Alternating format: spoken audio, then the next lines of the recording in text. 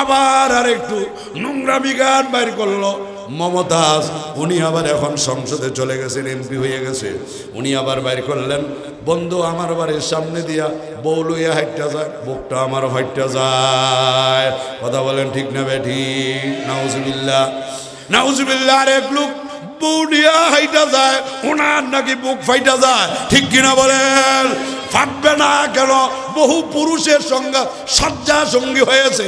আল্লাহর কসম, এই বেহায়া বেলাজা এই মহিলাটা মজা পায় নাই, এজন্য আরেকজন বউ লইয়া আটলে তার নাকি কলিজা ফাইটা যায়। ঠিক কিনা বলেন? এই গান দিয়া বহু যুবকে আল্লাহর কসম চরিত্র নষ্ট করা হয়েছে। ঠিক কিনা বলে? আমি আপনাদের সামনে পবিত্র কোরআনুল কারীমের এমন একটি আয়াত তেলাওয়াত করছি, যে আয়াতের তেলাওয়াত শোনার পরে একজন খ্রিস্টান কালেমা পড়ে মুসলমান হয়ে গেছে। আরো জোরে বলেন সুবহানাল্লাহ। তাও আবার খলিফাতুল মুসলিমিন হযরত ওমরে ফারুক রাদিয়াল্লাহু তাআলার দরবারে এসে ওই লোকটা বলতেছে, আমিরুল মুমিনিন, আমাকে কালেমা পড়ান, আমি মুসলমান হয়ে যাব। হযরত ওমর জিজ্ঞাসা করলেন, ইসলামের তুমি কেই দেখলা, কেন তুমি মুসলমান হতে চাও? লোকটা জবাব দেয়, আমিরুল মুমিনিন, আমি জেলখানায় ছিলাম, আমার সাথে একজন মুসলমান জেলখানায় ছিল, সে প্রতিদিন জেলখানার মধ্যে কোরআন শরীফ তেলাওয়াত করত। আরো আস্তে সুবহানাল্লাহ কইন, মহিলারও শুনতে পারে। সে জেলখানায় প্রতিদিন কি তেলাওয়াত করত? ওই আল্লাহর বান্দা বলে, আমিরুল মুমিনিন, ওই মুসলমান যখন কোরআন তেলাওয়াত করত, আমি যখন এই আয়াত তেলাওয়াত শুনতাম, আমার কাছে মনে হইতো এর চাইতে দামি কোনো আয়াত আসমানি অন্য কোনো কিতাবে নাই। সুবহানাল্লাহ। খলিফাতুল মুসলিমিন, আমার ইয়াকিন হয়ে গেল, বিশ্বাস হয়ে গেল, এই আয়াতটা যে কোরআন শরীফের, ওই কোরআন শরীফটা সত্য। সুবহানাল্লাহ বলবেন না? যেই নবীর উপরে কোরআন শরীফ নাজিল হয়েছে, ওই নবী সত্য, ধর্ম সত্য। সুতরাং এক মুহূর্ত দেরি না, কালেমা পড়া নামে মুসলমান হয়ে গেলাম। আল্লাহু আকবার। তাহলে বোঝা গেল কোরআন মানুষকে অ্যাকশন করে। ঠিক কিনা বলেন? গান মানুষকে গুনার দিকে ধাবিত করে। ঠিক কিনা? গান শোনার পরে মানুষের চরিত্র নষ্ট হয়। কথা বলেন না কেন? আর কোরআন শুনলে পরে চোর আল্লাহর ওলি হয়, ডাকাত দরবেশ হইয়া যায়। সুবহানাল্লাহ। প্রমাণ আছে না নাই? আরো জোরে কোন আছে না নাই? এক আল্লাহর ওলি রাস্তা দিয়া যায়, হঠাৎ করে এক ডাকাত আল্লাহর ওলির পকেটে হাত দিছে। আল্লাহর ওলি জিগায়, কিরে আল্লাহর বান্দা, আমার পকেটে হাত দিলা কেন? ওই ডাকাত জবাব দেয়, ও আল্লাহর ওলি, বেয়াদবি মাফ করবেন, আমাদের রিজিক তো আপনাদের পকেটে। ডাকাতের রিজিক হুজুরের পকেটে। আপনারা কি করেন? ডাকাতের রিজিক হুজুরের পকেটে। আল্লাহর ওলি বলে, রে আল্লাহর বান্দা, কথাটা বললে কি? তুমি রিজিক তালাশ করো আমার পকেটে, অথচ আল্লাহ তাআলা কি বলে শোনো। আয়াত শুনা যা, আয়াত শুনা যা। আল্লাহু আকবার। আয়াত শুনা যাও। ডাকাত কি আয়াত শুনতে হয়েছে? কথা বলেন না কেন? কিন্তু আল্লাহর ওলি বলে, আয়াত শুনা যাও, আল্লাহ কি বলে তুমি শোনো। তুমি রিজিক তালাশ করো আমার পকেটে। আল্লাহ তাআলা বলেন, ওয়াফিস সামাই রিজকুকুম, ও দুনিয়ার মানুষেরা, তোমাদের সকল মানুষের রিজিক হলো আসমানে, আকাশে, আর তুমি রিজিক তালাশ করো আমার পকেটে। সুবহানাল্লাহ। আল্লাহ বলেন, রিজিক কোথায়? আস্তে করো। রিজিকের ফয়সালা কোথায় হয়? আমার রিজিকের ফয়সালা ওয়াজে না, আমার রিজিকের ফয়সালা আমার চাকরিতে না, আমার রিজিকের ফয়সালা আমার ব্যবসায় না, আমার রিজিকের বন্দোবস্ত দুনিয়ার কোনো কাজে না, বরং আল্লাহ তাআলা বলেন ওয়ামা খলাকতুল জিন্না ওয়াল ইনসা ইল্লা লিয়াবুদুন মা উরিদু মিনহুম মির রিজকিন ওয়ামা উরিদু আন ইউতঈমুন ইন্নাল্লাহা হুয়ার রাজ্জাকু যুল কুওয়াতিল মাতিন। আল্লাহ তাআলা বলে ও জগতের মানুষেরা, আমি আল্লাহ মানুষ এবং জিন বানাইছি আমি আল্লাহর গোলামির জন্য। জোরে বলেন খা। নেতার গোলামি, মাতালের না, মুখ দিয়ে বলেন নেতার, দলের গোলামি, পিসাবের গোলামি, কার গোলামি? আল্লাহ তাআলা বলেন ওয়ামা খলাকতুল জিন্না ওয়াল ইনসা, আমি আল্লাহ মানুষ এবং জিন বানাইছি ইল্লা লিয়াবুদুন, আমি আল্লাহর ইবাদতের জন্য। ঠিক কিনা বলেন? আল্লাহ তাআলা বলে বান্দা আমি আল্লাহর ইবাদত যদি করো, আমি জানাইয়া দিলাম রিজিকের পিছনে তোমাকে দৌড়ানো লাগবে না, আমি আল্লাহকেও তোমরা খাওয়ানো লাগবে না। মা উরিদু মিনহুম মির রিজকিন, ও বান্দাবান্দিরা আমি আল্লাহ তো তোমাদের কাছে রিজিক চাই না, বরং আমি আল্লাহই তোমাদেরকে খাওয়াই। খাওয়ায় কে? জোরে রাখদের আল্লাহ। আমার আপনার রিজিকের মালিক কে? আল্লাহ। আল্লাহ বলেন আমি খাওয়াই। সুবহানাল্লাহ। ইন্নাল্লাহা হুয়ার রাজ্জাকু যুল কুওয়াতিল মাতিন। ওই আল্লাহর ওলি আয়াত শোনায়া দিলেন। ডাকাত তো কোরআন শোনার জন্য আসে নাই, ডাকাত ডাকাতের রাস্তায় চলে গেল, কিন্তু আয়াতটা যে শুনলো তার অ্যাকশন কি হলো? 3 বছর পরে ওই আল্লাহর ওলি, যে আল্লাহর ওলির পকেটে ডাকাত হাত দিয়েছিল, ওই আল্লাহর ওলি খানায় কাবা তাওয়াফ করতেছেন। এমন সময় লক্ষ্য করলেন এক ব্যক্তি হুজুরের কদম জড়ে কাঁদতেছে আর বলতেছে ও আল্লাহর ওলি, অন্যায় করেছি, অপরাধ করেছি, বুঝতে পারি না, আমাকে ক্ষমা করে দেন। আল্লাহর ওলি বলেন তুমি কে? জিন্দেগিতে তোমাকে কোনোদিন আমি দেখি নাই, কি অন্যায় করেছো, কি অপরাধ তুমি করেছো? লোকটা জবাব দেও গো আল্লাহর ওলি আপনি এখন আমাকে চিনতেছেন না, আমি হইলাম ওই ডাকাত যে রিজিক তালাশ করার জন্য আপনার পকেটে হাত দিয়েছিলাম। আপনি ওই দিন আমাকে একটা আয়াত শোনাইছিলেন, ওগো আল্লাহর ওলি ওই আয়াত শোনার বরকতে আমার সুরতটা পরিবর্তন হয়ে গেছে, লেবাসটা পরিবর্তন হয়ে গেছে, মাথায় টুপি আসছে, মুখে দাঁড়িয়ে আসছে, গায়ে সুন্নতি জামা আসছে। শুধু তা না, আল্লাহ তাআলা আমাকে খানায় কাবা পর্যন্ত পৌঁছাইয়া দিছে। তাহলে বোঝা গেল কোরআন মানুষকে অ্যাকশন করে। ঠিক কিনা বলেন? আল্লাহর দিকে নিয়ে আসে, জান্নাতের দিকে নিয়ে আসে, চোরকে আল্লাহর ওলি বানায়া দেয়, ডাকাতকে দরবেশ বানায়া দেয়। ঠিক কিনা বলে? কিন্তু গান শুনতে শুনতে কেউ ওলি হয়ে গেছে আপনারা বলতে পারবেন? মাতালের না মুখ দিয়ে বলেন। গান শুনতে শুনতে কেউ ওলি হয়েছে বলতে পারবেন? আমি সারা বাংলাদেশের আনাচে কানাচে, দেশের বাহিরও কোনো সময় আল্লাহ পাক আমাকে নেয়। এই বয়সে এত বয়ান কইরা সারা বাংলাদেশ সফর কইরা কোথাও দেখলাম না একটা লোক গান শুনতে শুনতে ওলি হয়ে গেছে। আপনারা দেখছেননি? কিন্তু কোরআন শুনতে শুনতে ওলি হয়ে গেছে এমন হাজারো ঘটনা আছে না নাই? আর গান বিলীন হয়। কি হয়? গান একবার দুইবার শোনার পরে বলে এই গান আর মজা লাগে না, বাদ দাও। ঠিক কিনা বলেন? আসতে কেন, জোরে খান। আমরা যখন ছোট ছিলাম একটা গান ছিল রূপবানের গান। কিসের? এখনকার যুবকেরা রূপবান বললে আর চিনবেই না, মুরব্বীরা বলতে পারবেন। ঠিক কিনা বলেন? হাটে ঘাটে মাঠে ময়দানে সব জায়গায় রূপবানের গান গাইতো। আসিনি এখন? জোরে এখন। কিছুদিন পরে এই গান মজা লাগে না, বাদ দাও। রূপবানের গান বিলীন হয়ে গেল, এটার আর অস্তিত্ব নাই। আবার আরেকটা গান বাইর করলো, কলের গান। একটা ডান্ডাল মধ্যে প্লেট লাগাইয়া প্লেটটা ঘুরতো আর একটা গান গাইতো, কলের গান। বহু যুবক ছেলে হাটে ঘাটে মাঠে ময়দানে সব জায়গায় গান গাইল।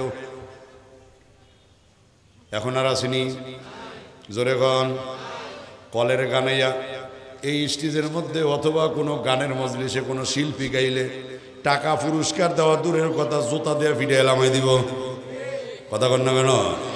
বলে বেটা মান্দাত্তা আমলের এই গান এখন আর চলে না, এখন আধুনিক যুগ। কথা ঠিক কিনা বলেন? তার মানে ওই কলের গানও বিলীন হয়ে গেল, অস্তিত্ব নাই, এটার মজা না। ঠিক কিনা বলে? তারপরে আবার একটু নোংরামি গান, মানুষকে নিয়ে মজা দেওয়া যায়। আর একটু আবার নোংরামি গান বার করলো, ও মায়া মায়া গো বাপ লাগাইয়া ফরান কান্দাইলি। বহু যুবকেরা ছোট ছোট বাচ্চারা হাটে ঘাটে মাঠে ময়দানে সব জায়গায় যেখানে যাইতাম সেখানেই শুনতাম এই গান চলতে আছে। কথা কোন ঠিক কিনা? এখন আর আসেনি। কয়েকদিন শোনার পরে বলে এই গান মজা না, বাদ দে গান, এটার আর অস্তিত্ব নাই, বিলীন হয়ে গেছে। ঠিক কিনা বলেন? আবার আর একটু নোংরামি গান বাইর করলো, মানুষকে পাবলিকের নিয়ে মজা দেওয়া যায়। বেদের মেয়ে জোৎস্না আমায় পাগল কইরাছে, শ্রোতারা দেখলো মজাই লাগছে। হাটে ঘাটে মাঠে ময়দানে সব জায়গায় যেখানে যাইতাম ছোট ছোট বাচ্চারাও গাইতো, বেদের মেয়ে জোৎস্না আমায় পাগল কইরাছে। এখন আর আসেনি। বাধ্য এই গানও মজা না, বেমজা, এটার অস্তিত্ব নাই, এটাও বিলীন হয়ে গেছে। তারপরে আবার আর একটু নোংরামি গান বাইর করলো, মমতাজ। উনি আবার এখন সংসদে চলে গেছেন, এমপি হয়ে গেছে। উনি আবার বাইর করলেন, বন্ধু আমার বাড়ির সামনে দিয়া বউ লইয়া হাইটটা যায়, বুকটা আমার ফাইটটা যায়। কথা বলেন ঠিক না বেঠি? নাউজুবিল্লাহ নাউজুবিল্লাহ। আর এক লোক বউ নিয়া হাইটা যায়, ওনার নাকি বুক ফাইটা যায়। ঠিক কিনা বলেন? ফাটবে না কেন? বহু পুরুষের সঙ্গে সজ্জা সঙ্গী হয়েছে। আল্লাহর কসম, এই বেহায়া বেলাজা এই মহিলাটা মজা পায় নাই, এজন্য আরেকজন বউ লইয়া আটলে তার নাকি কলিজা ফাইটা যায়। ঠিক কিনা বলেন? এই গান দিয়া বহু যুবকে আল্লাহর কসম চরিত্র নষ্ট করা হয়েছে। ঠিক কিনা বলে? কিন্তু এটার আর এখন মজা নাই। বাদ দেবে না, এই গান মজা লাগে না। কথা কন, বাদ দাও, এই গান মজা না। তাহলে বুঝাইলাম, গান গজল যত কিছু বলেন, একবার দুইবার পাঁচবার 10 বার শোনার পরে আর মজা লাগে না। ঠিক কিনা বলেন? এক বক্তা আনছে ওয়াজ করার জন্য, ওই বক্তা আইসা যখন গজলে টান দিছে, আকাশেতে লক্ষ তারার জোনাক জ্বলেছে, আকাশেতে লক্ষ তারা, শ্রোতারা দেখলো একটু মজাই লাগছে। পরের বছর আবার ওই বক্তারে দাওয়াত দিছে 20,000 টাকা। বক্তা আইসা যখন আবার ওই গতবারের গজলে টান দিছে, আকাশেতে লক্ষ তারার জোনাক জ্বলেছে, শ্রোতারা চিৎকার দিয়ে বলতেছে, হুজুর ক্যাসেটটা একটু পাল্টাইয়া গান, ক্যাসেটটা একটু পাল্টাইয়া গান, এটা শূন্য লাইছি, এটা আর মজা লাগে না। কথা বলেন ঠিক কিনা? অথচ আপনাদের এই এলাকায় প্রত্যেকটা ইমাম সাহেব 5 ওয়াক্তের নামাজের মধ্যে সূরাতুল ফাতিহা তেলাওয়াত করে কি করে না? আরো জোরে কোন। আপনি হালি শহর যাবেন, ইমাম সূরা ফাতিহা পড়ে। সিটি গেট যাবেন, ইমাম সূরা ফাতিহা পড়ে। সীতাকুণ্ড যাবেন, ইমাম সূরা ফাতিহা পড়ে। মিরসরাই যাবেন, ইমাম সূরা ফাতিহা পড়ে। ফেনী যাবেন, ইমাম সূরা ফাতিহা পড়ে। কুমিল্লা যাবেন, ইমাম সূরা ফাতিহা পড়ে। মুন্সিগঞ্জ যাবেন, ইমাম সূরা ফাতিহা পড়ে। নারায়ণগঞ্জ যাবেন, ইমাম সূরা ফাতিহা পড়ে। নরসিংদী যাবেন, ইমাম সূরা ফাতিহা পড়ে। ঢাকা শহরে যাবেন, প্রত্যেকটা মসজিদের ইমাম 5 ওয়াক্তের নামাজে সূরা ফাতিহা পড়ে কি পড়ে না? লন্ডন যাবেন, ইমাম সূরা ফাতিহা পড়ে। সৌদি আরব যাবেন, ইমাম সূরা ফাতিহা পড়ে।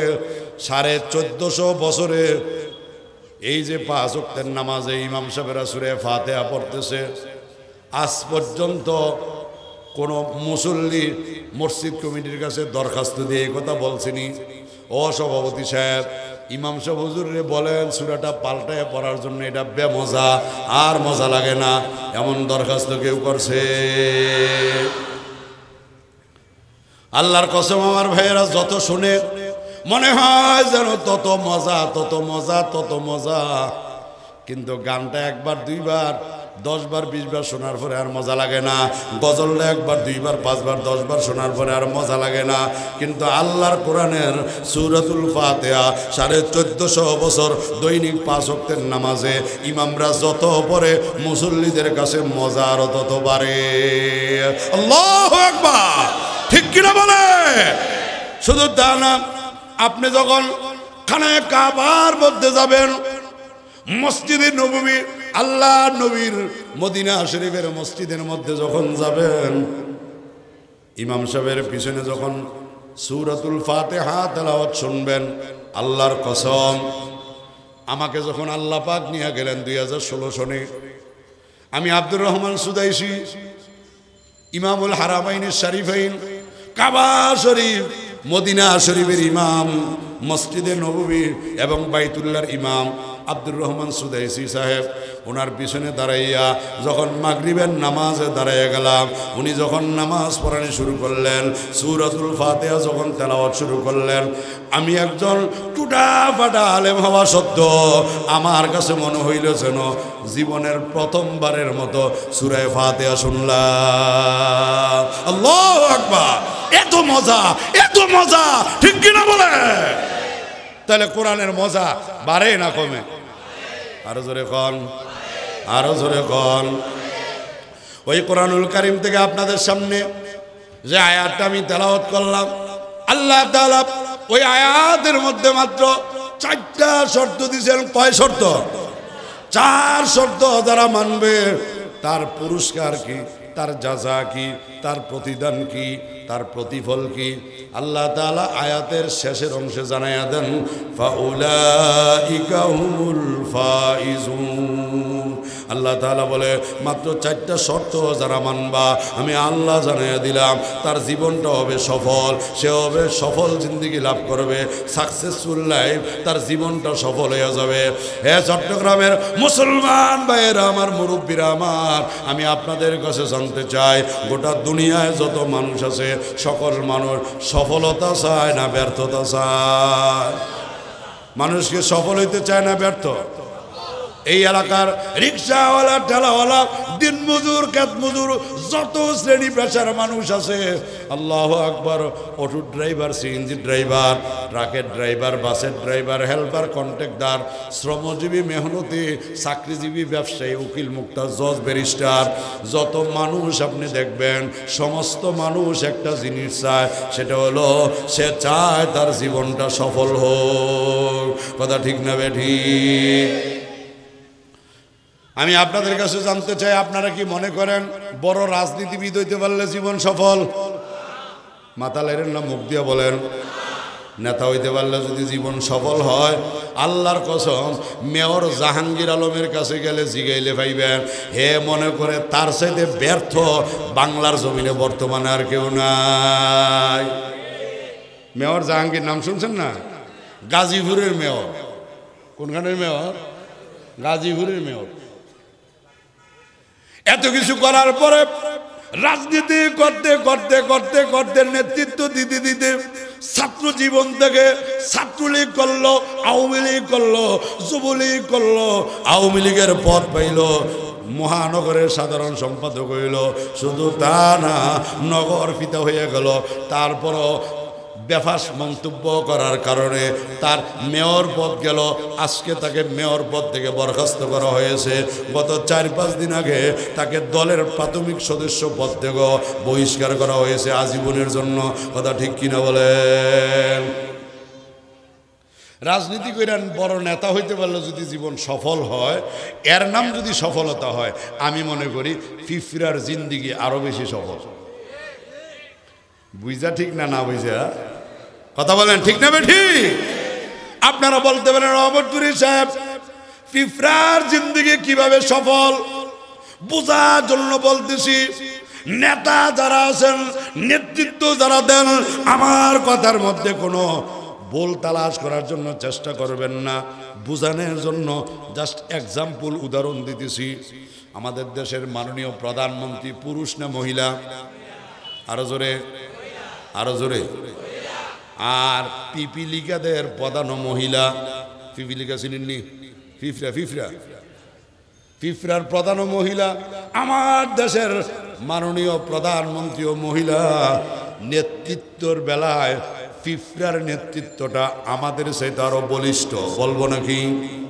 উদাহরণ দিব। আপনারা দেখবেন দেওয়াল বেয়ে বেয়ে পিপিলিকা এক জায়গা থেকে আরেক জায়গায় যায়। দেখছেন নি আপনারা? দেখেন নাই মনে হয়? পিঁপড়ার দল একটা দুইটা না, 100-200 না, 1000-2000 না, লক্ষ লক্ষ পিপিলিকা এক জায়গা থেকে আরেক জায়গায় যায়। দেওয়াল বাইয়া বাইয়া নিচের দিকে উপরের দিকে যায়, অথবা উপর থেকে নিচের দিকে আসে। লক্ষ্য করলে দেখবেন একটা পিঁপড়া লাইন ভাঙে না। ডাইনে বামে জাগার কোনো অভাব নাই, কিন্তু একটা পিপিলিকা লাইন ভাঙ্গা কোনো দিকে যায় না। কথা ঠিক না বেঠি? কারণটা কি? কারণ আছে না নাই? নেত্রীর ওয়ার্ডার সোজা হইয়া যাইও, লাইন ভাঙ্গা যাবে না। আল্লাহু আকবার।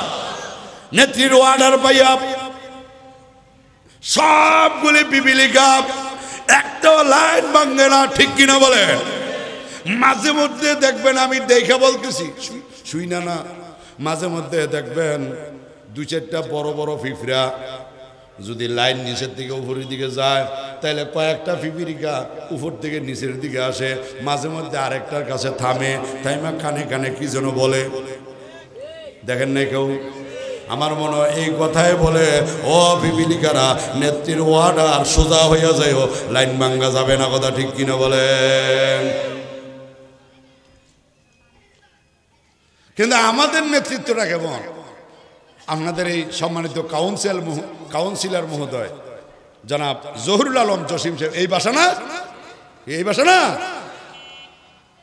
মনে করেন ওনার নেতৃত্বে যদি এই এলাকার মধ্যে একটা মিছিল হয়, প্রতিবাদ মিছিল।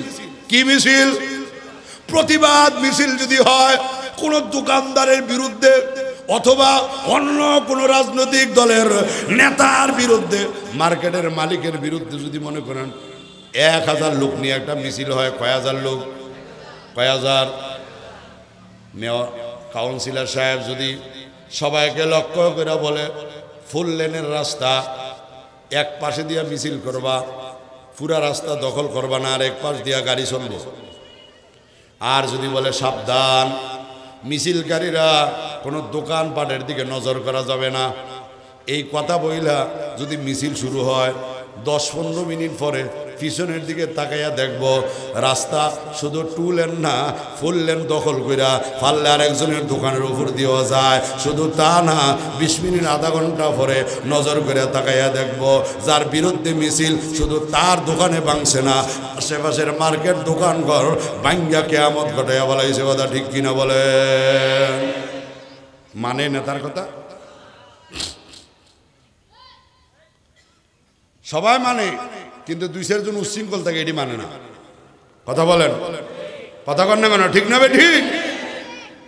তাহলে নেতৃত্ব দিতে পারলে জীবন যদি সফল হয়, পিঁপড়ার নেতৃত্ব আমাদের চাইতে মজবুত না দুর্বল? সবল না দুর্বল? তাহলে নেতা হইতে পারলে যদি জীবন সফল হয়, আপনার বিবেক কি বলে আমাদের চাইতে পিঁপড়ার জিন্দেগি সফল না বেফল? জোরে কোন? 2 নম্বর আরেকটা উদাহরণ দিলে বুঝবেন। আমাদের এলাকায় কুমিল্লা অঞ্চলে বন্যা হয়, বন্যা। আপনাদের এলাকায় তো, আপনারা তো বাণিজ্যিক রাজধানীতে থাকেন, আপনাদের তো বন্যা দেখেন না। গ্রাম অঞ্চলের যারা আছেন তারা দেখেন, ঠিক কিনা বলেন?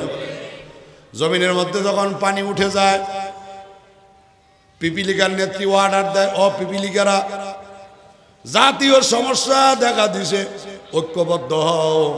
কারণ ঐক্যবদ্ধ না হইলে জাতীয় সমস্যা মোকাবেলা করা যায় না। কথা বলেন ঠিক কিনা? মোকাবেলা করা যায় না। ঐক্যবদ্ধ হও। সমস্ত পিপিলিকা গর্ত থেকে বের হয়ে একসাথে একটা চাকা হইয়া যায়, দেখছেন নি আপনারা?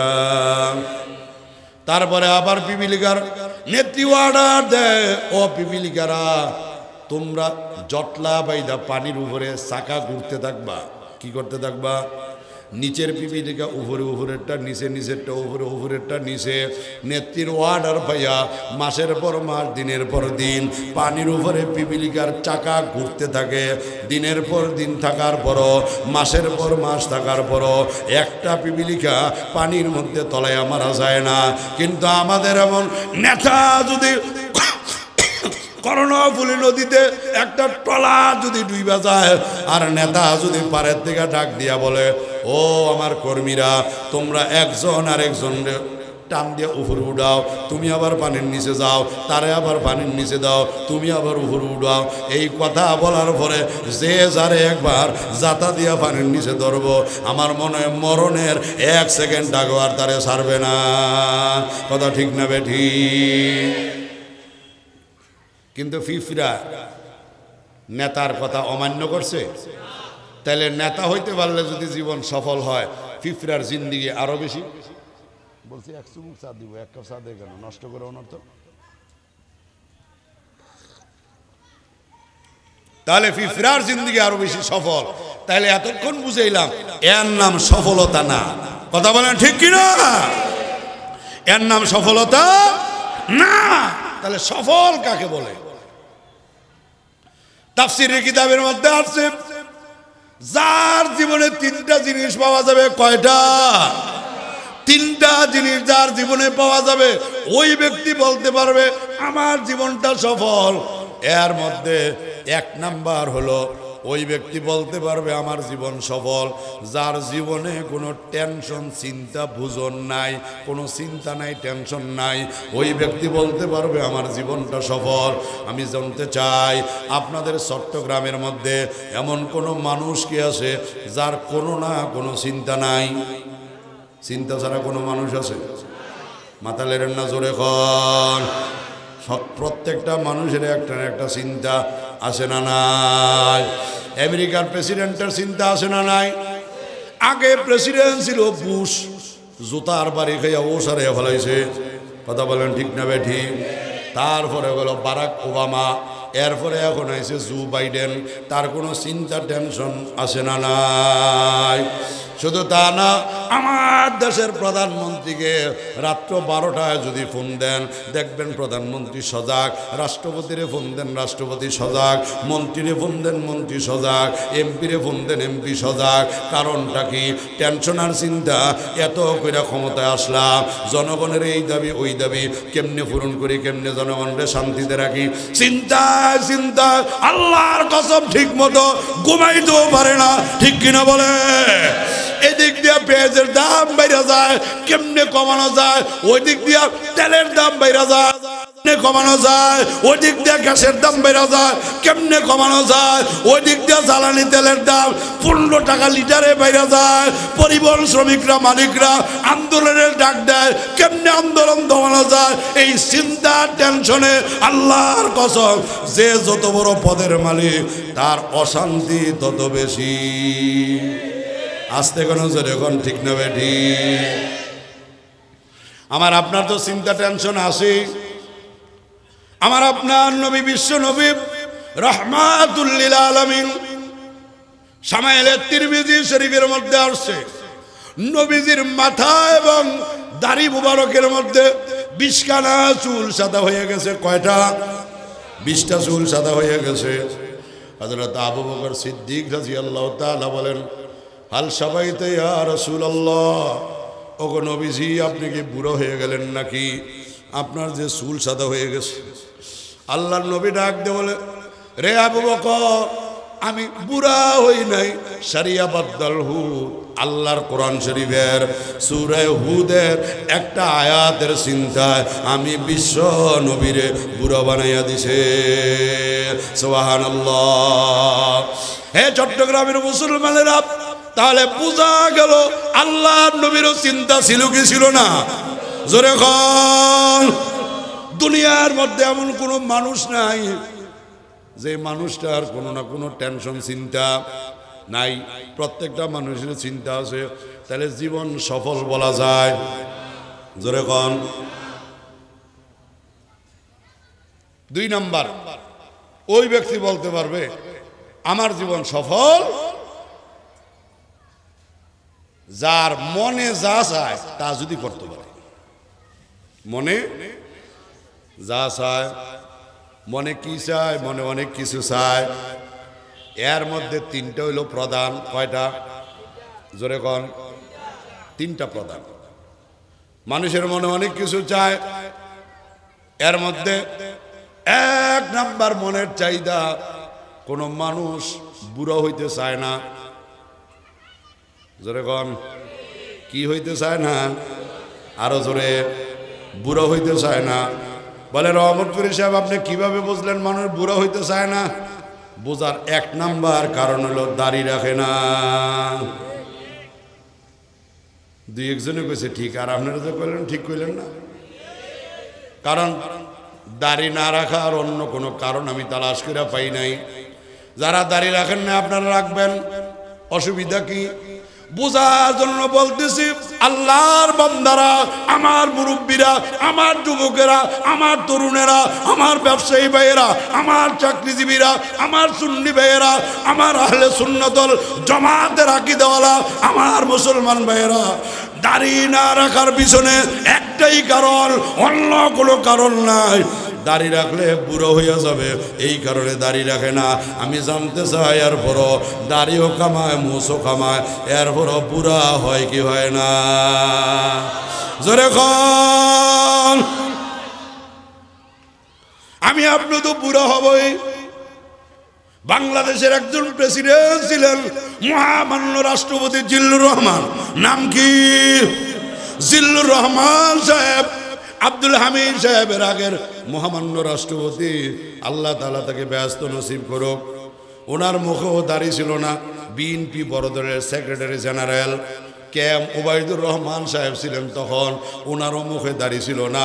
এই 2 জন দাড়ি না রাখার কারণে বুড়া হয় না এমন না, বুড়া বোঝা যায় না এমন না, বরং মাঝে মধ্যে যখন ওনাদের 2 জনকে খবরে আইনা দেখাইতো, দেখলে মনে হইতো যেন আজরাইল আলাইহিস সালাম এই মাত্র ওনাদেরকে কবরেতে তুলে আনছে।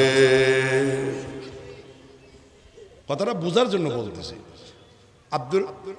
মহামান্য রাষ্ট্রপতি জিল্লুর রহমান, আল্লাহ তাকে ব্যস্ত নসিব করুক, ওনার এই গাল একবারে সাফার বিচে ঢুকে গেছে। দেখেন নাই মনে হয়? দেখেন নাই মনে হয়? মনে একটা কাঠন। হ্যাঁ যুবকেরা, তরুণেরা, মা বোনেরা, আল্লাহর কসম, আল্লাহর কসম, বুঝানোর জন্য চেষ্টা করলাম। আমি আর আপনি দাড়ি কামাইলাই কেন কামাই? একটাই মাত্র কারণ, দাড়ি রাখলে বুড়ো হয়ে যাবে, অন্য কোনো কারণ নাই। যদি বুঝতাম যে রহমতপুরে দাড়ি রাখলে দাড়ির মধ্যে খৈল ভুসি দেওয়ান লাগে, সার দেওয়ান লাগে, এটি আমার নাই, এই জন্য রাখি না। বুঝতাম যে এই কারণে রাখেন না। কেন রাখেন না? একটাই কারণ, দাড়ি রাখলে বুড়ো হয়ে যাবে। যদি বুঝতাম যে হুজুর দাড়ি রাখলে দাড়ির বারের চোটে মাথা নিচের দিকে জায়গা, মাথা উপরে উঠানো যায় না, দাড়ির বারে মাথা নিচের দিকে চলে যায়, বুঝতাম যে এই কারণে দাড়ি রাখেন না। কেন রাখেন না? একটাই কারণ, দাড়ি রাখলে বুড়ো হয়ে যাবে।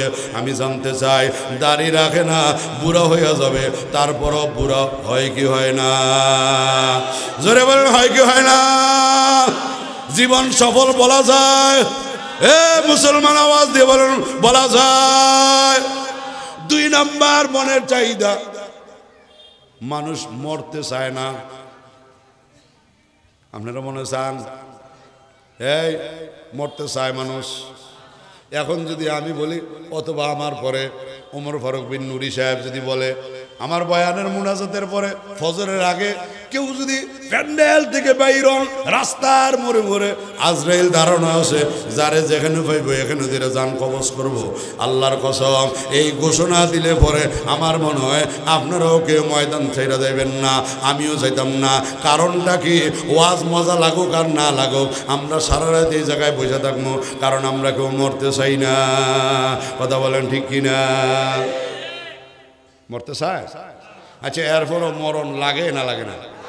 আরো জোরে এখন। আমাদের ঘরের মধ্যে দেখবেন অনেক মুরব্বীরা দুঃখ কষ্টের আগে অনেক সময় বইলা ফেলা, আমার মরণ হয় না, বলেনি? কিন্তু যদি একটু ঠান্ডা হাসি কাশি দেখা দেয়, নাতিরে ডাক দেওয়া কয়, নাতিরে আমার একটু হসপিটাল হয়ে যা। অথচ 1 ঘন্টা আগে আমার মরণ হয় না। আসলে কিন্তু মরণের জন্য বলে নাই, ঠিক কিনা বলেন? এক আল্লাহর বান্দা লাকড়ির বোঝা উঠাইতে পারে না, রাগের চোটে বলতেছে আজরাইল আমার চোখে দেখে না। কে দেখে না? আজরাইল চোখে দেখে না। বলতে দেরি আজরাইল আলাইহিস সালাম সামনে এসে হাজির। আল্লাহু আকবার। বুড়া চাচা মিয়া জিগে আপনি কে? কয় উত্তর দিকে মাথা দিয়া, দক্ষিণ দিকে পা দিয়া শোন, তাইলে বুঝবেন আমি কে। বলে বুঝলাম না, একটু খুইলা বলেন। কয় আমি মালাকুল মউত আজরাইল আলাইহিস সালাম। আল্লাহর বান্দা বুড়া মুরব্বিটা এবার সুর পাল্টাইয়া বলে, ভাই আজরাইল, সন্ধ্যা বেলা, একেবারে বিকাল বেলা, সূর্য লাল হয় অবস্থা, সন্ধ্যা বেলা এই বে টাইমে এই জায়গায় কেন আসলেন? এই বেটাইমে এই জায়গায় দিয়েছেন কেন? আজরাইলে কয়, চাচা মিয়া আপনি না একটু আগে কইলেন আজরাইল বলে চোখে দেখে না। তখন চাচা মিয়া কয়, ভাই আজরাইল রে, মনের দুঃখ কষ্টে রাগে ক্ষোভে না কইছি, লাকড়ির বোঝাটা উড়ে দেওয়ার মতো কাউরে পাই না। আপনি এসেন ভালো হয়েছে, লাকড়ির বোঝাটা আমার মাথা তুল্লা দেন। তার মানে কেউ মরতে জোরে খন, এরপরও মরণ লাগে কি লাগে না? মনের চাহিদা পূরণ হয়েছিনি, জীবন সফল বলা যায়। 3 নাম্বার মনের চাহিদা, এটা প্রায় পুরুষের মনের চাহিদা। প্রত্যেকটা পুরুষ লোক চায় দৈনিক একটা করে বিবাহ করলে ভালো আসিল। রূপসী সুন্দরী বউ, দৈনিক একটা বিবাহ। আল্লাহর কসম, প্রত্যেকটা পুরুষের মনের চাহিদা। এরপরও কি নতুন নতুন ডেলি একটা বিবাহ করতে পারে? জোরে কন। আমরা যদি 80 বছরের বুড়া চাচারে দাদারে কন, দাদা আপনার তো দাদি তো নাই, একটা বিয়া করাই দেই, উচিত ছিল। লাঠি দিয়া মুখ বেড়া পিঠা ধর, তুই কি কস? আমি 80 বছরের বুড়া মানুষ, কি বিয়ে করাইবি আমারে? এইটা না বইলা হাসি দিয়া, কি দিয়া? হাসি দিয়া কয়, নাতি তুই আমার কাছে আয়। কাছে আয়। কি কইলি নাতি? বলে দাদা দাদি তো নাই, একটা বিয়া করাই দেই। এমন সময় দাদা হাসি দিয়া বলে, নাতিরে আমার কি এখন আর এই বয়স আছে? তাইলে বোঝা গেল থাকলে আরেকটা করত। কথা বলেন ঠিক কিনা? রূপসী সুন্দরী বউ, প্রত্যেকের মনের চাহিদা দুনিয়াতে পূরণ হয়। আল্লাহ তাআলা, সংক্ষেপ কথা, আল্লাহ তাআলা বলে, বান্দা তোমার মনের চাহিদা ছিল, তুমি বুড়া হইতে চাও নাই, ঠিক কিনা বলেন? এরপরও বুড়া হওয়া লাগছে কি লাগছে না? মনের চাহিদা পূরণ হয় নাই। আল্লাহ বলে, রে বান্দা, তোমার 2 নাম্বার মনের চাহিদা ছিল, তুমি মরতে চাও না, এরপরে মরণ লাগছে। রে বান্দা, তোমার 3 নাম্বার মনের চাহিদা ছিল, তুমি রূপসী সুন্দরী বউ চাইছিলা। ও বান্দা, আমি আল্লাহ যে বললাম 4টা শর্ত যারা মানবে তার জীবনটা হবে সফল। আল্লাহ তাআলা বলে, বান্দা তোমার এই মনের চাহিদা পূরণ করা হবে তুমি যখন জান্নাতি জীবন লাভ করবা তখন। আল্লাহু আকবার। আল্লাহ তাআলা বলবে, উদখুলুল জান্নাহ, ও বান্দা বান্দীরা জান্নাতে প্রবেশ করো। আল্লাহু আকবার। রে বান্দা, তোমার মনের চাহিদা ছিল, তুমি বুড়া হইতে চাও নাই।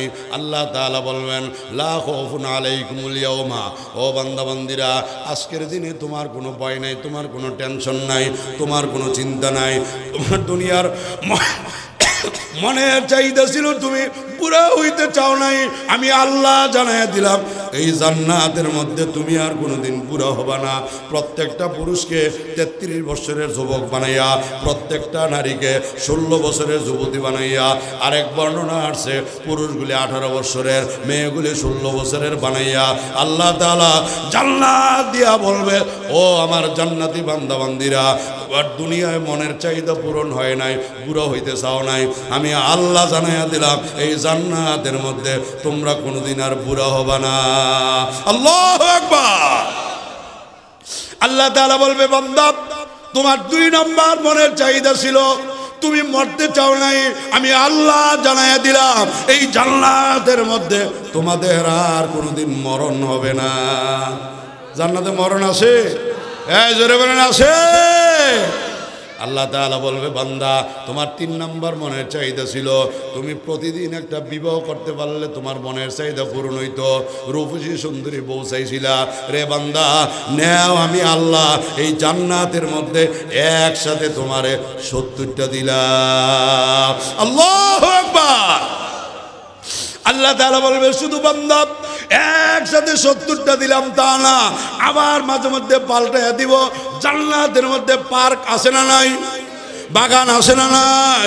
আল্লাহর বান্দা জান্নাতের পার্কের মধ্যে যাবে ঘোরার জন্য, যাইয়া দেখবে এক একটা বড়ই বিরাট বড় মটকার মতো। সুবহানাল্লাহ কইতেন না?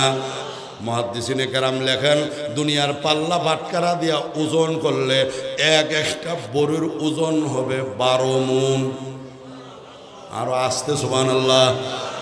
আপনারা বলতে পারেন রহমতুল্লাহ সাহেব এই বড়ি খামু না তলে ফিরে মরে যাবো, কারণ আমরা হইলাম 3.5 মানুষ, 60 কেজি 50 কেজি ওজন, 12 মন ওজনের বড়ির তলে যদি পড়ি আমরা ধর অস্তিত্বই থাকতো না। না, আল্লাহর হাবিব বলেন সিত্তুনা জিরান, রে উম্মত তোর সাইজ এরকম থাকবে না। 12 তলা বিল্ডিংটা যত উঁচা তোমার বড়িটা তার সেই তো আর উঁচা, তোমার সিনাটা 7 8 7 8 14 8 পাশ হবে, তোমার বডিটা 60 গজ লম্বা হবে। আল্লাহু আকবার। ওই জান্নাতের মধ্যে বড়ইটা যদি 12 মণ ওজন হয়, আপেলটা এক একটা আপেল বিরাট বড় একটা ড্রামের মতো হবে। জান্নাতে আল্লাহর বান্দা জান্নাতের পার্কের মধ্যে আপেল খাওয়ার জন্য আপেলটা কাটবো, কাটতে সেরে দেখবো এটার ভিতরে একটা রূপসী সুন্দরী সুদন্তা সুকেশা সুশ্রী একটা মহিলা গোমটা দিয়া বসে রয়েছে। সুবহানাল্লাহ। খান জান্নাতি ব্যক্তি বলবো যে কিরে ইন্না নিলে মহিলাই লোক করতে, এই মহিলা করতে এলো।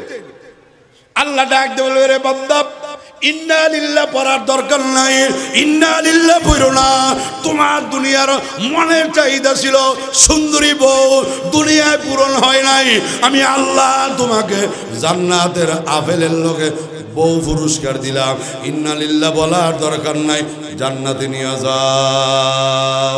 জোরে জোরে কোন সুবহানাল্লাহ। এজন্য আমি আপনাদের কাছে জানতে চাই দুনিয়া মনের চাহিদা পূরণ হবে না জান্নাতে? আল্লাহ যে বললেন তোমার মনের চাহিদা পূরণ করা হবে কোথায়? আর একটু আসতে বলেন। জান্নাত আমি আপনি আমরা কেউ দেখছি, আল্লাহর হাবিব সাল্লাল্লাহু আলাইহি ওয়াসাল্লাম জান্নাত দেখছে, জাহান্নাম দেখছে, দেশা উম্মতকে জানাইয়া দিছে আদাতুল ইবাদিয়াস সালিহিন মা লা আইনুন রাআত ওয়ালা উযুনুন সামিআত ওয়ালা খাতারা আলা কলবি বাশার বেহেশতাজা কাজারে নাবাশত কাছে কারা কাছে রাবা নাবাশত। আল্লাহর হাবিব বলে উম্মত জান্নাতে এমন জায়গা দুনিয়ার চোখ কোনোদিন এমন সুন্দর জায়গা দেখে নাই, দুনিয়ার কান কোনোদিন শুনে নাই, দুনিয়ার অন্তর কোনোদিন কল্পনাও করে নাই। জোরে বলেন সুবহানাল্লাহ। বাজান রে, চট্টগ্রাম শহরে 1 শতক জায়গার অনেক দাম। আল্লাহু আকবার। খুলশিতে আপনাদের এই জায়গার সাথে জায়গার দাম আরও বেশি, ঢাকা শহরে জায়গার দাম আরও বেশি, ঢাকা শহরের ধানমন্ডিতে জায়গার দাম আরো বেশি। কথা বলেন ঠিক কিনা? হে আল্লাহর বান্দারা, যুবকেরা, মুরব্বীরা, মা বোনেরা, এ বেনামাজি ভাইয়েরা, সুদকুর ভাইয়েরা, ঘুষখোর ভাইয়েরা, এ বেপরদা চলুন না আমার মা বোনেরা, আমি পায়েদের অনুরোধ করিয়া বলিয়া যাইতে আসি, আমার আলোচনার বিষয় ছিল 4টা শর্ত যারা মানবে তার জীবনটা সফল হবে। আমি সংক্ষেপে বুঝাইতে চেষ্টা করলাম। 1 নাম্বার মনের চাহিদা দুনিয়া পূরণ হয় নাই, 2 নাম্বার মনের চাহিদা দুনিয়ায় পূরণ হয় নাই, 3 নাম্বার মনের চাহিদা দুনিয়ায় পূরণ হয় নাই। আল্লাহ বলে বান্দা জান্নাতি জীবন লাভ করলে তোমার জীবনটা সফল হবে। আল্লাহর হাবিব বলেন আদাতুল ইবাদিয়াস সালিহিন মা লা আইনুন রাআত ওয়ালা উযুনুন সামিআত ওয়ালা খাতারা আলা কলবি বাশার। আল্লাহর হাবিব বলেন উম্মত তোমাদের নামাজ রোজা ইবাদত বندگی দান সদকার বিনিময়ে আল্লাহ তাআলা যে জান্নাত বানায় রাখছে, এমন জান্নাত দুনিয়ার চোখ কোনোদিন দেখে নাই, এমন জান্নাতের সুন্দর কথা দুনিয়ার কান কোনোদিন শুনে নাই। আল্লাহর হাবিব বলেন ওয়ালা খাতারা আলা কলবি বাশার, উম্মতেরা এমন জান্নাতের কথা দুনিয়ার অন্তর কোনোদিন কল্পনাও করে নাই। এ মুরব্বীরা, আমার ভাইজানেরা, তার মানে হলো আমরা দুনিয়ার বড় লোকের গাড়ি বাড়ি বিমান হেলিকপ্টার রকেট লঞ্চার দেখা মনে মনে কল্পনা করে চিন্তা করি আমার গাড়িটা যদি এমন হইতো, আমার বাড়িটা যদি এমন হইতো, আমার বিবি যদি এমন সুন্দরী হইতো, আমার মার্কেটটা যদি এমন হইতো। আল্লাহর কসম, আল্লাহর কসম, আল্লাহর নবী বলে উম্মত তোমার কল্পনায় যে দূরাতরে এর চাইতো লক্ষ কোটি গুণ বেশি সুন্দর জান্নাত আল্লাহ বানায় রাখছে। সুবহানাল্লাহ বলে। আল্লাহর বান্দারা যদি ওই জান্নাত পাইতে হয় নামাজ ছাড়া যাবে না, কথা ঠিক কিনা? এ বাবারা পায়ে ধরে অনুরোধ করিয়া বলবো, বাবা আমিও কবরে যাব, আপনিও কবরে যাবেন। আমার বাবা কোথায় গেল, দাদা কোথায় গেল, আমি কোথায় যাব, কি নিয়ে যাব? আমার শায়খ মুর্শিদ কুতুবুল আলম সৈয়দ ফজলুল করিম রহমাতুল্লাহ আলাইহি প্রায় সময় বলতেন, বাবা তুমিও মরবা, আমিও মরব। তোমার কবরে তুমি যাবা, আমার কবরে আমি যাব। ছেলের জবাব বাবা দিবে না, বাবার জবাব ছেলে দিবে না। স্বামীর কবরের জবাব স্ত্রী দিবে না, স্ত্রীর কবরের জবাব স্বামী দিবে না।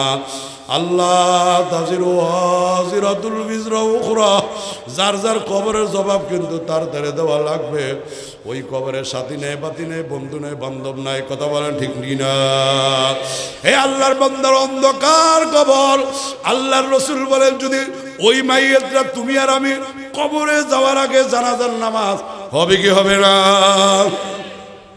জানাজার নামাজ পড়ে চারজনে কান্দে ফিরে কবরের দিকে নেয় কি নেয় না?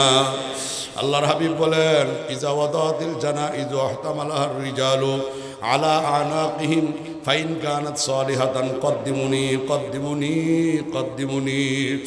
আল্লাহর হাবিব বলেন ওই মাইয়াতটা যদি নেককার হয়, দিনদার হয়, নামাজি হয়, আল্লাহওয়ালা হয়, রসুলের সত্যিকার আশিকে রসুল হয়, কবরের দিকে চারজনের কান্দে থেকে নজর করিয়া তাকাইয়া দেখে তার কবরের মধ্যে জান্নাতের নেয়ামত অপেক্ষা করতেছে। সুবহানাল্লাহ। আল্লাহর নবী বলে কবরের দিকে নজর করিয়া তাকাইয়া দেখবে জান্নাতের বিছানা কবরে বিছিয়ে রাখছে, জান্নাতের হুর গেলমান তার জন্য কবরে অপেক্ষা করতে আছে। এখনো কিন্তু কবরে যায় নাই, চারজনের কান্দে আছে, কথা বলেন ঠিক কিনা? হে আল্লাহর বান্দারা যদি নেক আমল করেন, গুনার কাম ছাড়েন, নেকের কাম করেন, আমল করিয়া ইমান আমল দুরুস্ত করিয়া আল্লাহু আকবার, গুনার কাম সাইরা নেকের কাম কইরা চোখে পানি নিয়া যদি মাওলার কবরে যাইতে পারেন, আল্লাহর কসম, আল্লাহর কসম, কবরে যাওয়ার আগে আপনি জান্নাতি না জাহান্নামী আপনি টের পাইয়া যাবেন। সুবহানাল্লাহ। আমার কথা না, আল্লাহর নবীর হাদিস, বুখারী শরীফের হাদিস। আল্লাহর নবী বলেন ইদা ওয়াদাতিল জানাইজু ওয়াহতামালাহার রিজালু আলা আনাকিহিম ফাইন কানাত সালিহাতান কদ্দিমুনি কদ্দিমুনি। আল্লাহর হাবিব বলেন ওই লাশ চারজনের কান্দে থেকে কবরের দিকে নজর করিয়া তাকাইয়া দেখবে জান্নাতের হুর গেলমান, জান্নাতের নাজ নেয়ামত কবরে অপেক্ষা করতে আছে। এই অবস্থা দেখে আল্লাহর বান্দা ডাক দিয়ে বলবে, ভাই হে আমার আত্মীয় স্বজন, এত আস্তে ধীরে কবরের দিকে কেন নিতে আসো? আমি দুনিয়া বড় কষ্টের মধ্যে ছিলাম, দুনিয়া আমি কোনো আরামের ভোগ করতে পারি নাই। ওই যে আমার কবরের মধ্যে জান্নাতের নেয়ামত, জান্নাতের হুর গেলমান, জান্নাতের নেয়ামত অপেক্ষা করতে আছে। কদ্দিমুনি কদ্দিমুনি, আবার তাড়াতাড়ি নিয়ে যাও, তাড়াতাড়ি নিয়ে যাও। আল্লাহ, এ যুবক ভাইরে, মুরব্বীরা, এ মা বোনেরা, পায়ে ধরে অনুরোধ করিয়া বলবো, যদি খুদা নাকাস্তা গুনাহগার হইয়া জানাজার পরে চারজনের কান্দে উঠেন, আল্লাহর হাবিব বলেন ওয়াইন কানাত গায়রা সালিহাতিন, যদি ওই মাইয়াতটা, ওই লাশটা গুনাহগার হয়, বেনামাজি হয়, সুদখোর ঘুষখোর হারামখোর হয়, আল্লাহর নবী বলেন চারজনের কান্দে দেইগা কবরের দিকে নজর করিয়া তাকাইয়া দেখবে একটা না, দুইটা না, 99টা সাপ কবরে বসা। আল্লাহু আকবার। শুধু তার আল্লাহর নবী বলেন ওই লাশ কবরের দিকে নজর করিয়া তাকাইয়া দেখবে আল্লাহু আকবার, জাহান্নামের আগুন দাউ দাউ করিয়া তার কবরে জ্বলতে আছে। আল্লাহ বাজান, জাহান্নামের একজন দেন্দা বয়ের অন্ধ ফিরিস্তা গুরজুনিয়া তারে পিটানোর জন্য কবরে দাঁড়ায় রইছে। আল্লাহ এই অবস্থা দেখে আল্লাহর বান্দা কানবার বলবে, ভাই ও আমার আত্মীয় স্বজন, পাড়া প্রতিবেশীরা, হে আমার বন্ধু বান্ধবেরা, হে আমার ছেলে সন্তানেরা, তোমরা আমারে কোথায় নিয়ে যাও? হাতেও ধরলাম, পায়েও ধরলাম। ওই কবরে আমার নিও না। ওই কবরে 99 সাপ হা করিয়া বসিয়া রইছে, ওই কবরে আগুন দাও দাও করিয়া জ্বলতে আছে, ওই কবরে ফেরেশতা গুরজুনিয়া দাঁড়াইয়া রইছে। হে আল্লাহর বান্দারা, বিশ্বাস হয় কি হয় না? জোরে বলেন, হয় কি হয় না? আল্লাহু আকবার। আমার শায়েখ ফজলুল করিম রহমাতুল্লাহ আলাই কোরআন হাদিসের উদাহরণ দিয়া, দলিল দিয়া, দৃষ্টান্ত এক্সাম্পল দিয়া বুঝাইয়া এরপরও বলতেন, বাবা যদি বুঝ না আসে, হে আল্লাহর বান্দারা খেয়াল করো, একটু স্বপ্নের দিকে খেয়াল করো। বাবা, স্বপ্নের মতো মনে হবে তুমি স্বপ্নে ঘুমাইয়া রইছ, স্বপ্নে চোখে দেখতে আসো তুমি ঢাকা যাইতে আসো, হঠাৎ করে আর রাস্তায় যে সিটিগেট পার হইয়া, সীতাকুণ্ড পার হইয়া তোমার গাড়িটা অ্যাক্সিডেন্ট হয়ে গেছে। আল্লাহ আকবার, তোমার পাওটা ভাঙ্গা গেল, হাতটা ভাঙ্গা গেল, তুমি কান্দার বলো, ভাই আমারে বাঁচাও, আমার পাওটা ভাঙ্গা গেল, আমার হাতটা ভাঙ্গা গেল, আমারে বাঁচাও। আল্লাহর কুতুব সুন্দরভাবে উদাহরণ দিয়ে বুঝাইতেন, বাবা তোমরা যারা মনে করো কই জান্নাত জাহান্নাম কবর আযাব কিচ্ছু হবে না, সব ধোঁকা, সব মিথ্যা কথা, আল্লাহ আবার হুজুর বুঝাইতো, বাবা তুমি ঘুমায় রয়েছো, তোমার বাসা, তোমার বিল্ডিং এ আগুন লেগে গেছে, স্বপ্ন যুগে তুমি দেখতে আসো, ঘুমের মধ্যে চিল্লাওয়ার বলো, ভাই ও আমার পাড়া প্রতিবেশীরা, আমার বাচ্চাটারে বাঁচাও, আমার ছোট মেয়েটারে বাঁচাও, আমার আসবাবপত্র মালপত্রগুলি বাইর করো, আমার ঘরে আগুন লেগে গেল, আমার সম্পদগুলি পুড়িয়ে গেল।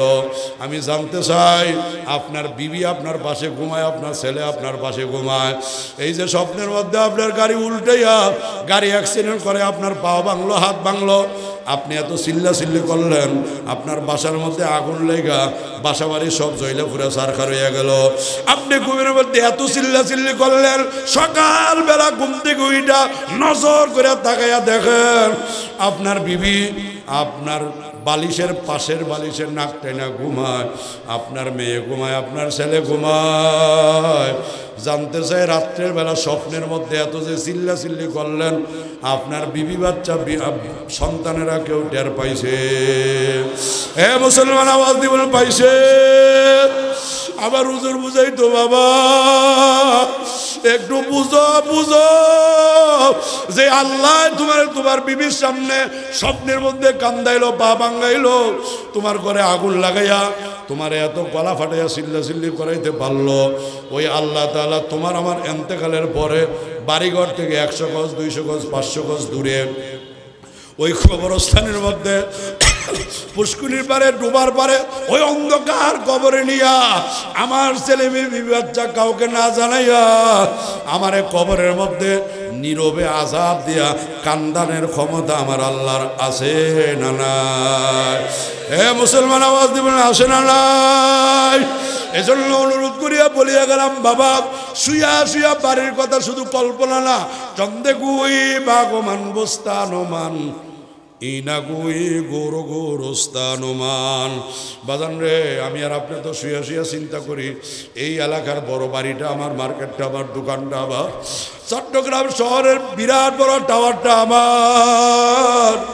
না ভাইজান, ও বাড়ির মালিক বাবারা, ও মুরব্বীরা, ও যুবকেরা, হে মা বোনেরা, পায়ে ধরে বলিয়া গেলাম, শুধু বাড়ি আমার, মার্কেট আমার, দোকান আমার, এই কল্পনা জল্পনা করে কোনো লাভ নাই। বরং আজকের এই মুহূর্ত থেকে কল্পনা করবেন, যেই কবরস্থানে আমার মা বাপ ঘুমায়, আমার দাদা দাদি ঘুমায়, যেই কবরস্থানে আমার মুরব্বীরা ঘুমায়, ও আল্লাহর বান্দারা, মনটারে এখন থেকে একটু বুঝাইয়েন, ওই কবরস্থানের মাত্র 3.5 হাত জায়গা আমার। কথা বলেন ঠিক না বেঠিক?